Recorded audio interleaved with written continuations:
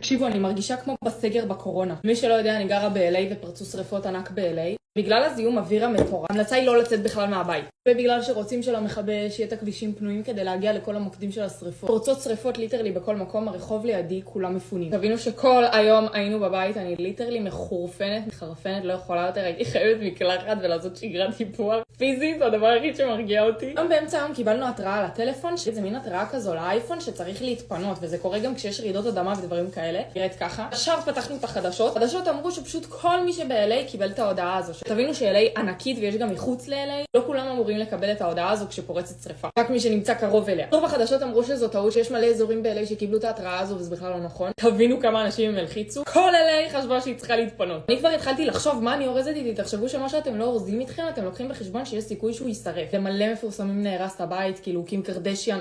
באמת, זה השריפה הכי גדולה שהייתה ב-LA בכל ההיסטוריה. בתון הקודם הגבתם לי ממה פרצו השריפות. גדול לפני 3 ימים התחילו פה רוחות מטורפות, והייתה הזרה שכנראה יפרצו שריפות בגלל הרוחות. אני לא רוצה לפתח שום קונספירציה, אבל לא יודעת, זה לא כאילו מוזר שבמלא מקומות פורצות שריפות? לא יודעת. יש עשרות אלפי מפונים, מקומות שמציעים למפונים להגיע בחינם. קיצור, ההוראה היא לא לצאת מהבתים, אלא אם כן זה מקרים דחופים. ואני בינתיים משתגעת מזה. רגע רצינות, תודה לבורא עולם שאני נשארת בבית ולא מפונה מהבית. יש אנשים שפיזית נלקח מהם הכל. כמובן שרכוש זה לא הכל בחיים, אבל תחשבו שיש גם הרבה רכוש שקשורים אליו רגשית, לא קשור לחיים. תראו, זה דיוק מטורף. קניתי את זה ב$10 במקום כמעט $40 של הסול דה ז'נרו המקורי, וזה אותו ריח. זה תחושה טובה. קיצור, אני מתחרפנת, אני אמשיך לעדכן פה.